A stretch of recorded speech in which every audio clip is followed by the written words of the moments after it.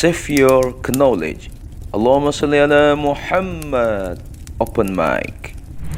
Assalamualaikum. Alhamdulillahilladzi an'amana bi ni'matil imani wal islam wa nusalli wa nusallimu ala khairil anam Sayyidina Muhammad wa ala alihi wa sahbihi ajma'in, amma ba'du.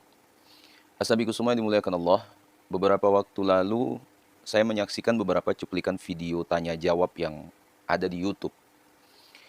Isinya adalah sebuah pernyataan bahwa julukan Wahabi atau Wahabiyah penisbatannya keliru jika disandarkan pada Syekh Muhammad bin Abdul Wahab.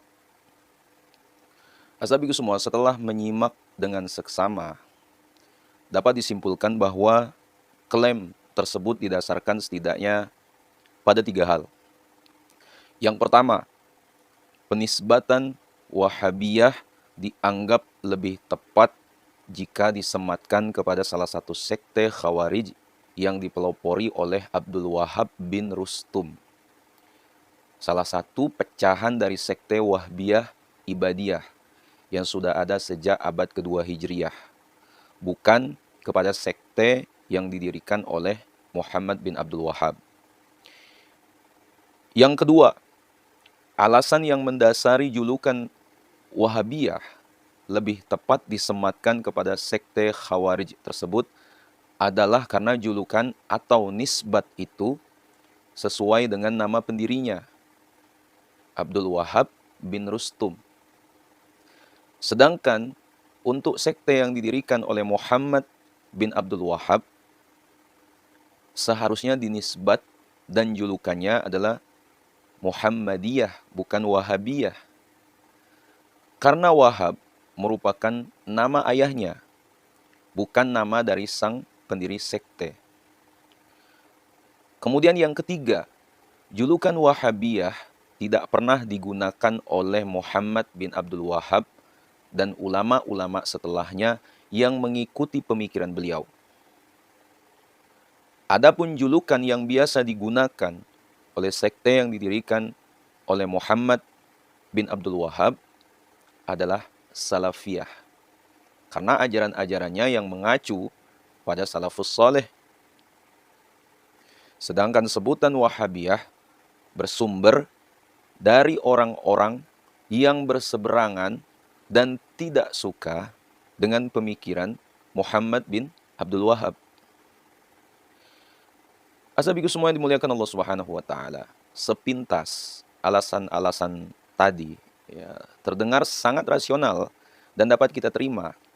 Namun, jika kita telisik lebih dalam mengenai fakta-fakta sejarah yang ada, maka kita akan temukan distorsi yang sangat gamblang antara alasan-alasan yang disebutkan tadi dengan fakta sejarah yang ada. Ashabiku semua, jika kita perhatikan baik-baik, penisbatan mazhab-mazhab yang ada dalam Islam, dapat kita temukan bahwa orang Arab memiliki kebiasaan untuk menisbatkan seorang tokoh kepada ayah, kakek, atau salah satu dari keluarganya.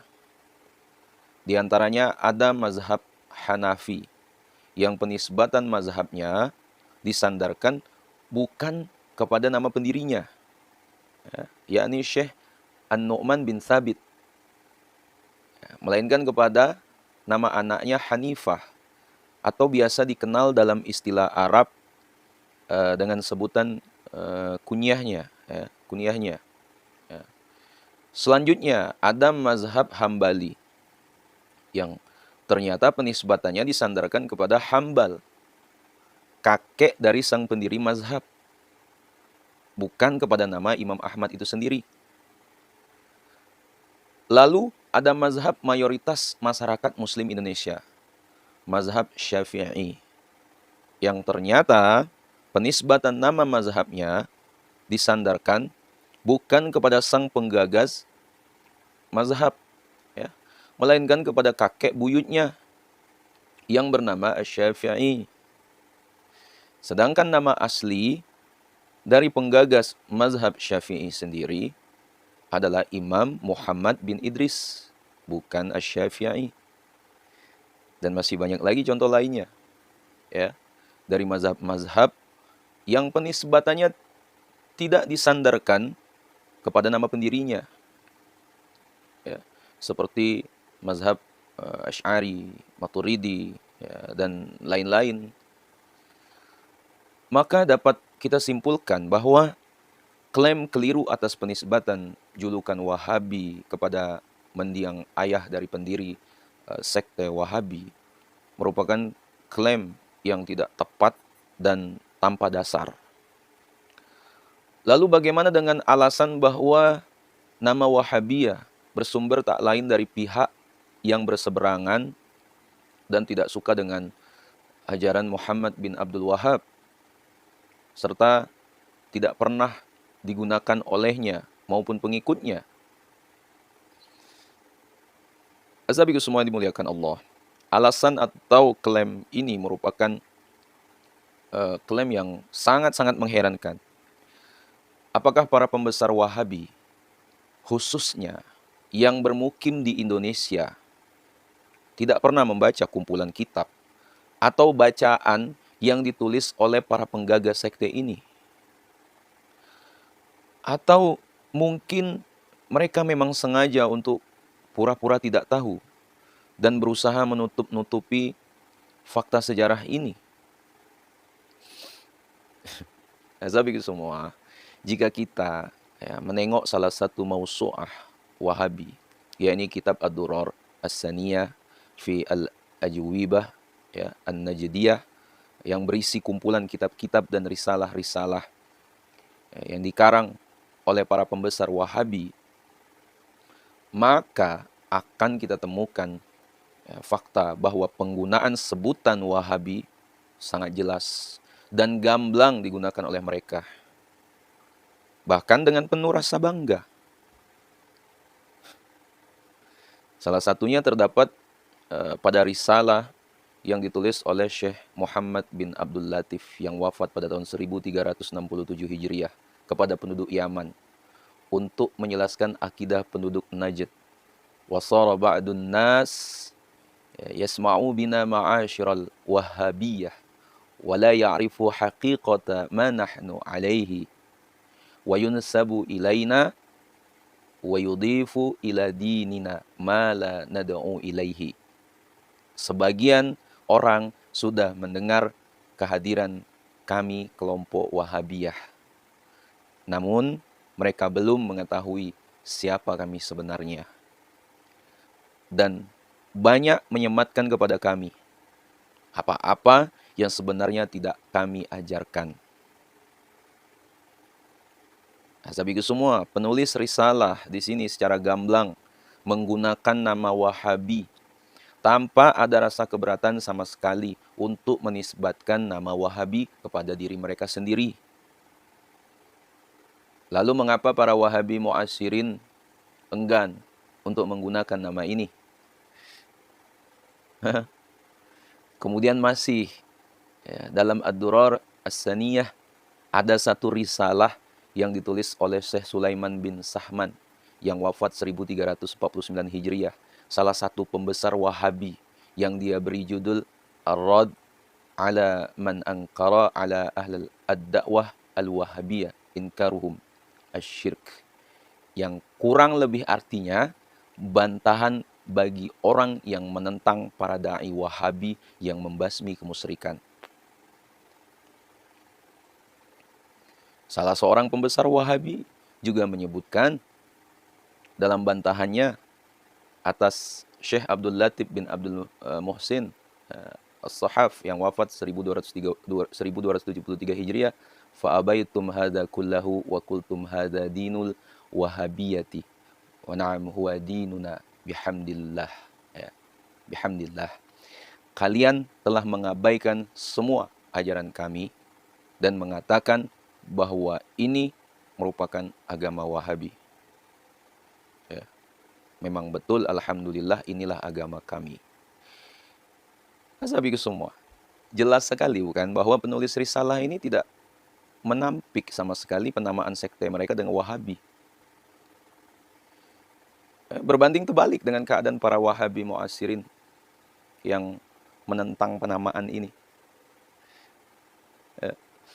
Dan ternyata terdapat sebuah fatwa dari Syekh bin Baz yang wafat pada tahun 1420 Hijriah yang menyoalkan penamaan Wahabi ini. Syekh bin Baz menjawab pertanyaan yang isinya tentang tanggapannya atas pelabelan Wahabi kepada kebanyakan ulama Saudi. Alih-alih membantah bin Baz, malah justru mengamininya. Hada laqabun masyhurun li ulama at-tauhidi ulama Najdin yansubunahum ila Syekhil Imami Muhammad bin Abdul Wahhabi rahmatullahi alaih. Fahuwa laqabun syarifun azimun yadullu ala anna man luqiba bihi fahuwa min ahli tauhid. Ini merupakan lakob atau julukan yang masyhur untuk para ulama tauhid Najd. Dan julukan ini dinisbatkan kepada Syekh Imam Muhammad bin Abdul Wahhab rahmatullah alaih. Maka Wahabi adalah sebuah julukan yang agung dan mulia. Dan barang siapa yang tersemat padanya julukan ini, maka berarti dia merupakan salah seorang ahli tauhid. Azabiku semua yang rahmati Allah. Lalu setelah fakta-fakta yang telah saya jawab dan mematahkan semua klaim yang dibawa oleh para Wahabi mu'asyirin, apa sebenarnya tujuan mereka mengganti sampul Wahabi dengan Salafi? Menurut Syekh Muhammad Ramadan Al-Buti yang wafat 1434 Hijriah, pergantian sampul Wahabi dengan nama Salafiyah ini timbul disebabkan oleh rasa jenuh mereka terhadap nama Wahabiyah itu sendiri. Karena nama ini memberikan kesan bahwa fondasi sekte ini berujung hanya sampai kepada pemikiran Muhammad bin Abdul Wahhab saja. Sehingga kalimat Salafiyah dipilih sebagai nama baru. Agar orang-orang, terkhususnya yang awam, bahwa ajaran yang dibawa sekte ini tidak terhenti hanya sampai pendirinya saja, melainkan tersambung sampai kepada salafus saleh.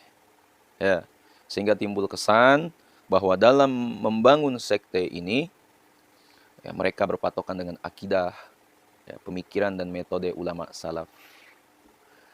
Sahabatku semua dimuliakan Allah Subhanahu wa taala, terakhir, maka jangan heran jika dewasa ini kita temukan banyak dari pendakwah Wahabi mu'asyirin yang malu-malu untuk memakai sampul lama julukan Wahabi sebagaimana yang dilakukan oleh para pendahulu mereka. Azabiku semua dimuliakan Allah Subhanahu wa taala. Mungkin sampai di situ dulu penyampaian saya. Sekiranya video ini bermanfaat, jangan lupa share kepada orang-orang kita cintai dan jangan lupa juga share kepada akun media sosial kalian yang lainnya agar lebih jauh bermanfaat lagi. Wallahu alam. Assalamualaikum warahmatullahi wabarakatuh.